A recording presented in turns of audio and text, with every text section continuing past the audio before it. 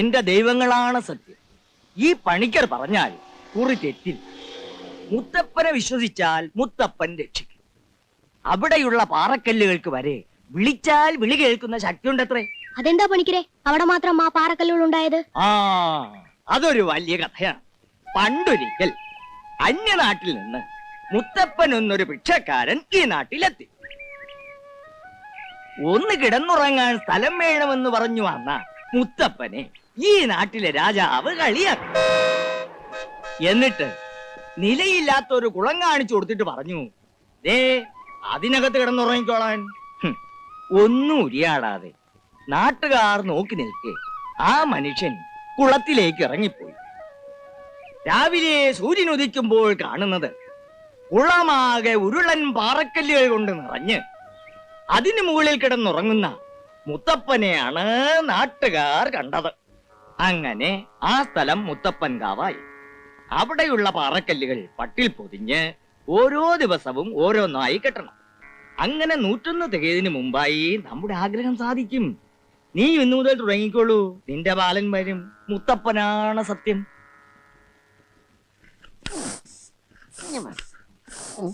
കുട്ടപ്പ, കാറ്റിന്റെ ബിസിനസ് ഒക്കെ എങ്ങനെയുണ്ട്? ഒന്നും പറയണ്ട സാറേ, ഇപ്പോഴത്തെ സൈക്കിളിനൊന്നും കാറ്റിന്റെ ആവശ്യം ഇല്ലെന്ന് വന്നിരിക്കുക. കാറ്റിന്റെ ആവശ്യം ഇല്ലേ? ഓ, എല്ലാം ഇപ്പൊ കമ്പ്യൂട്ടറിലല്ലേ ഉള്ളുന്നത്. കാറ്റ് റെഡി. അയ്യോ, എന്റെ കാറ്റ് പോയി. എന്നെ എവിടെയെങ്കിലും ഒന്ന് ഒളിപ്പിച്ചടാ, എവിടെയെങ്കിലും ഒളിപ്പിക്കാം. അയ്യോ എന്റെ അമ്മ, ഞാൻ ഇങ്ങോട്ട് ഓടും. അയ്യോ, കത്തില്ലാത്തോണ്ട് തന്നെ ഓടുന്നത്.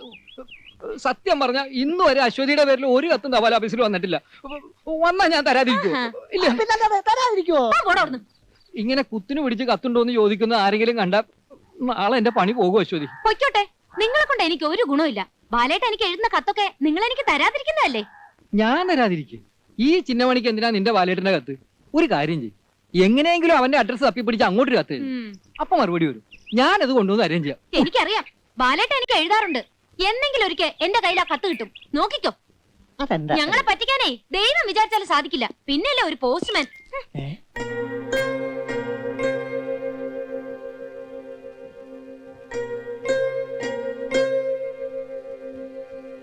എന്താണോ നോക്കുന്നത്? പോടോ.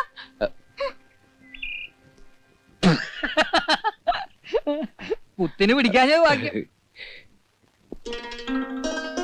പിന്നെ ഞാനൊരു തമാശ പറഞ്ഞാൽ അതൊരു തമാശയായിട്ട് തോന്നിയ ഒന്ന് ചിരിച്ചേക്കണം. അല്ലെങ്കിൽ ഒരു മറുപടി. പേടിക്കാനൊന്നുമില്ല, ചെറുതായിട്ടൊന്ന് ഞെട്ടും, അത്രേ ഉള്ളൂ. പറയട്ടെ? എനിക്ക് ഹലോ,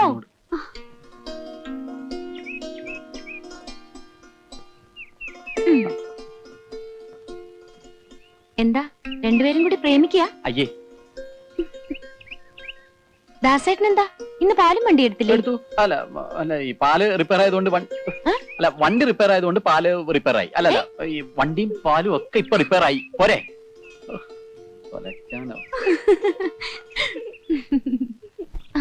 നിന്റെ കളിതമാശ കുറച്ച് കൂടുന്നുണ്ട് കേട്ടോ. അല്ലെങ്കിൽ ആളും തരം നോക്കി സംസാരിക്കാൻ നിനക്കറിയില്ല. അയ്യോ, സംസാരിച്ചത് കുഴപ്പമായല്ലേ? ആ, ബാലേട്ടൻ ഇങ്ങോട്ട് വന്നോട്ടെ, ഇതിനൊരു തീരുമാനം ഉണ്ടാവോ നോക്കാം. പോടി അവിടുന്ന്, നിനക്ക് വട്ട.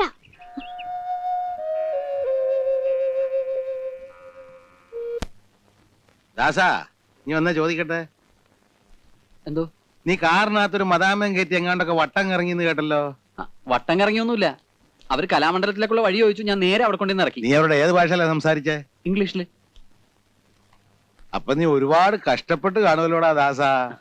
അറിയാൻ വയ്യാത്ത ഭാഷ ആയതുകൊണ്ട് വലിയ കഷ്ടപ്പാടം ഉണ്ടായില്ല.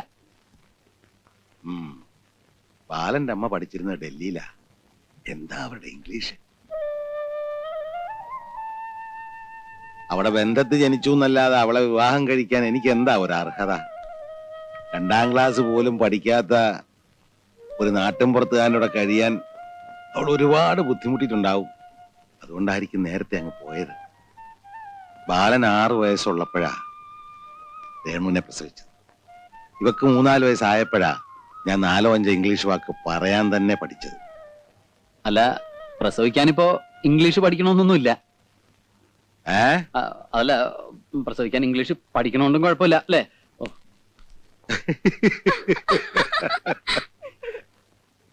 അവൻ നല്ലവനാ. നിന്റെ അമ്മയുടെ ചാത്തത്തിന് പേരൂരി എന്നപ്പോഴാ അവൻ ജോലി ചോദിച്ച് എന്റെ അടുത്ത് വന്നത്. അനാഥനാന്ന് പറഞ്ഞപ്പോ ഞാനിങ്ങ് കൂട്ടിക്കൊണ്ട് പോകുന്നു. പാവാ. മരിക്കുന്നതിന് മുമ്പ് അവന് എന്തെങ്കിലുമൊക്കെ ചെയ്തു കൊടുക്കണമെന്ന് ആഗ്രഹമുണ്ട്. ആ സമയം വരുമ്പോ എല്ലാം നടക്കുമല്ലേ മോളെ. അച്ഛനൊന്ന് കുളിക്കട്ടെ, ഇത്തിരി വെള്ളം ചൂടാക്ക.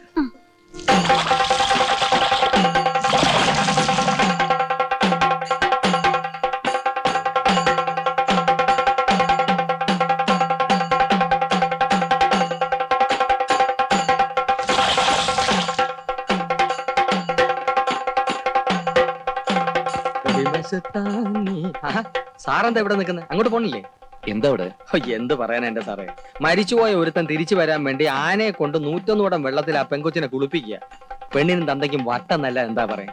ഏതായാലും ഇത് കഴിഞ്ഞ് സദ്യ ഉണ്ടാവും. പത്മനാഭനാണോ ശങ്കരകുട്ടിയാണോ? ഏത്? അല്ല, ആനയെ. പത്മനാഭനാണെ 2 പാപ്പാമാരെ വലിച്ചു കീറിയതാ. എന്നാ പോട്ടെ, ഇവിടെ തന്നെ നിന്നോ, ആന വരും.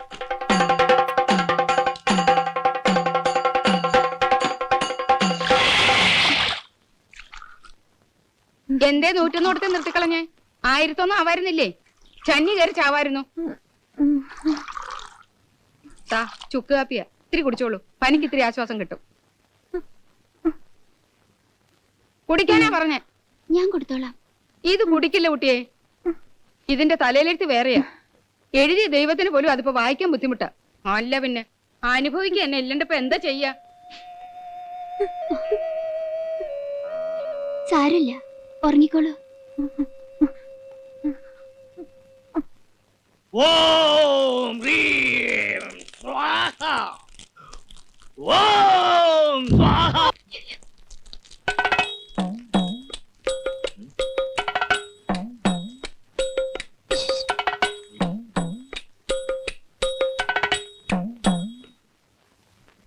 വരൂ, എന്റെ പ്രാന്ത് ഇങ്ങോട്ട് ഞാൻ അവസാനിപ്പിക്കാം. വരൂ, അവിടെ ഇരിക്കൂ.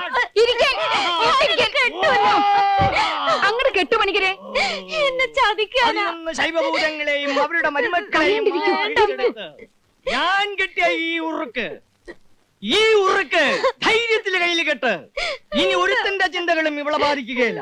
സകല ബാധകളും ഒഴിഞ്ഞു മറഞ്ഞു പോകും. ഓം ഹ്രീം ക്ലീം സ്വാഹ.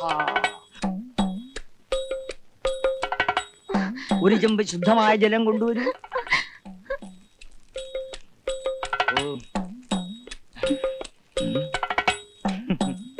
മോള് പേടിക്കണ്ട, ഞാൻ ഇതിൽ ഊറിയത് തിരിച്ചടിക്കണ കാറ്റല്ല, നേരെ അടിക്കണ കാറ്റാണ്. നിന്റെ മനസ്സിൽ ആരാണോ ഉള്ളത് എന്റെ അവൻ വരും, അവനെ എല്ലാം നേരെയായാ മതിയായിരുന്നു. ഓം കൊണ്ടാ. അയ്യോ എന്റെ കുഞ്ഞ്, പേടിക്കണ്ട, ദാ, ധൈര്യമായിട്ട് കെട്ടിക്കോളൂ. കെട്ടിത്തീരുന്നവരെ കുട്ടി അറിയില്ല. തൊട്ടുരിയാടാതെ കെട്ടു. തൊട്ടുരിയാടാതെ കെട്ടാൻ. തിരിഞ്ഞു നോക്കരുത്. എവിടെയാ കെട്ടണ്ടേ? തിരിഞ്ഞു നോക്കരുത്. തൊട്ടുരിയാടാതെ കെട്ടു. എങ്ങനെയായാലും പണിക്കരുടെ ഇത്തവണത്തെ മന്ത്രം ഫലിച്ചു എന്നാ തോന്നുന്നത്. ഓം ശാന്തി ശാന്തി ശാന്തി. ചേച്ചി, ഈ പണിക്കരുടെ മന്ത്രം ഫലിക്കുന്നു പറയുന്നത് ശരിയാണോ? പിന്നെ ചത്ത കോഴിയെ വരെ ജീവനോടെ പറപ്പിച്ചിട്ടുണ്ടെന്നാ എല്ലാരും പറയുന്നേ. എനിക്ക് തോന്നുന്നു ഇതുവല്ല സൈനൈഡും ആയിരിക്കുന്ന പുലിയുടെ കഴുത്തിൽ കെട്ടി തൂക്കുന്ന പോലെ. അല്ലടാ, ഇതുവല്ല ബോംബായിരിക്കും. പൊട്ടിത്തെറിക്കുക ചേച്ചി. അങ്ങനെ ഒരു ബോംബും അശ്വതി ചേച്ചിയുടെ ദേഹത്ത് പൊട്ടൂല. മോൻ പേടിക്കണ്ട കേട്ടോ. അശ്വതി, നിന്റെ ബാലേട്ടന്റെ കത്ത് വന്നു. കത്ത് വന്നൂന്ന്. പദ പദ പദ സരി ഗരി ഗ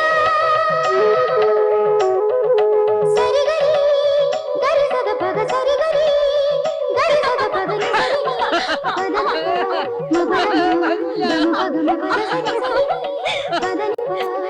അശ്വതി, പാല്. വിനു, കണ്ണാ, ഗുണ്ടുമണി, പാലേട്ടന്റെ കത്ത് വന്നു.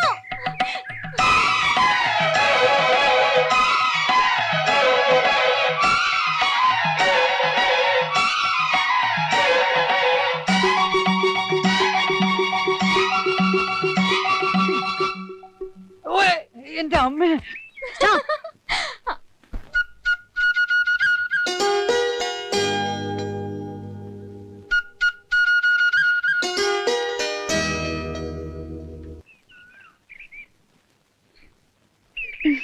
വേഗം തുറക്കുക ചേച്ചി. എന്താ എഴുതിയിരിക്കുന്നത് നോക്കാലോ. തുറക്കാൻ തോന്നുന്നില്ല.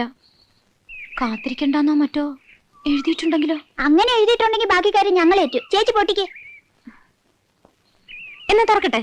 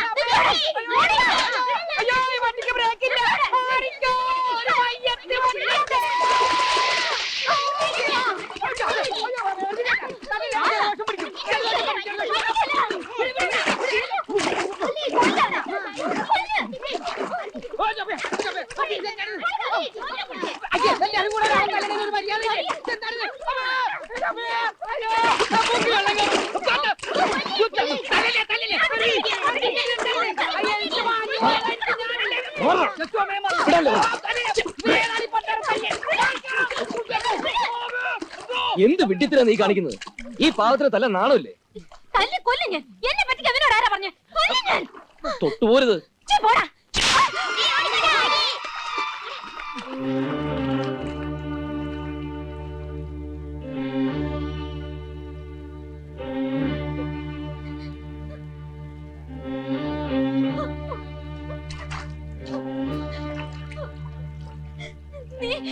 എന്നെ തല്ലിയല്ലേ? പോടാ. പോടാ.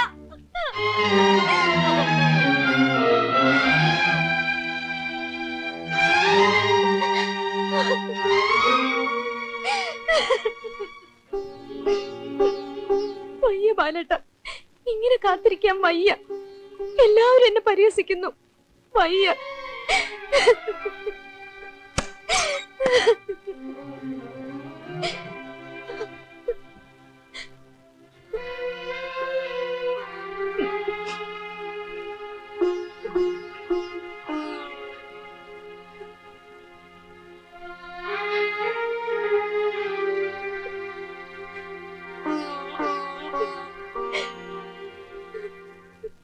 നീ ഇങ്ങനെ നാട്ടുകാർക്കൊക്കെ ഒച്ച വെക്കല്ലേ. ഒച്ച വയ്ക്കല്ല. ഈ നാട്ടുകാരെ മുഴുവൻ വിളിച്ചേർത്ത് ഞാൻ പറയും എന്റെ മോടെ ജീവിതം നശിപ്പിക്കുന്ന ഏട്ടനാന്ന്. ആരാന്റെ മോൾ എങ്ങനെ നശിച്ചാലും ബാക്കിയുള്ളവർക്ക് എന്താ? ഏട്ടനും ഉണ്ടല്ലോ ഒരു മോള്. അവക്ക് ഈ ഗതി വന്നാ ഏട്ടൻ സഹിക്കോ? പറയൂ. അശ്വതിയുടെ ചോറും പൊതിയില് ബാലനുള്ള ചോറും കൂടെ വെച്ച് നീയാ രണ്ടുപേരെ സ്കൂളിൽ പറഞ്ഞയച്ചിരുന്നത്. പഠിച്ചു പഠിച്ചു വലിയ കളക്ടർമാരാവണമെന്ന് നീ അവരോട് പറയാറുണ്ടായിരുന്നു. ഒന്നും മറന്നിട്ടില്ലല്ലോ.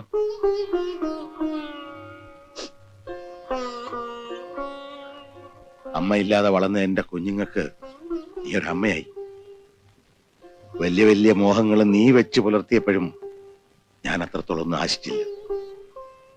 നീ തന്നെയല്ലേ അവനെ അവൾക്ക് വേണ്ടി പറഞ്ഞു വെച്ചത്. നിന്റെ വേദന എന്താണെന്ന് എനിക്കറിയാം. അതുപോലെ തന്നെ ചെറിയടത്ത് തറവാട്ടിലെയും എന്റെ വേദന നീയും മനസ്സിലാക്കിക്കൊള്ളാം. മരിച്ചു മണ്ണടിഞ്ഞു പോയതിനെ കുറിച്ച് ഇനി വേദനിച്ചിട്ട് എന്താ കാര്യം? ലീലാവതി,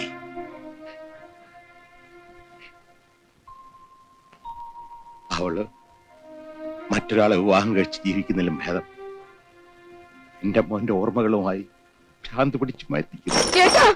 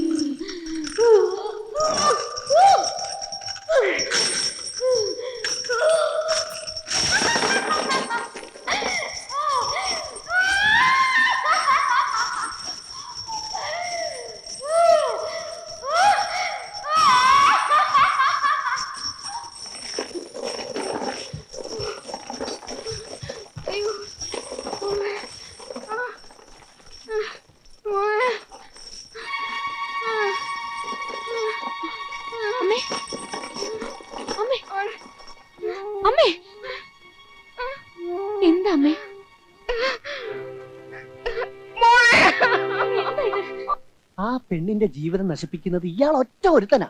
ഞാനോ? അല്ലടോ നീ നിക്കുന്നത്. ചത്ത് മണ്ണടിഞ്ഞു പോയവനിങ്ങ് തിരികെ വരാൻ പോവല്ലേ? എന്തോ ഒരു വിവരക്കേട്. അല്ല ഇത് വേണ്ടേ? ഉണ്ടല്ലേ ദേ അവിടുത്തെ പുല്ല് വരും.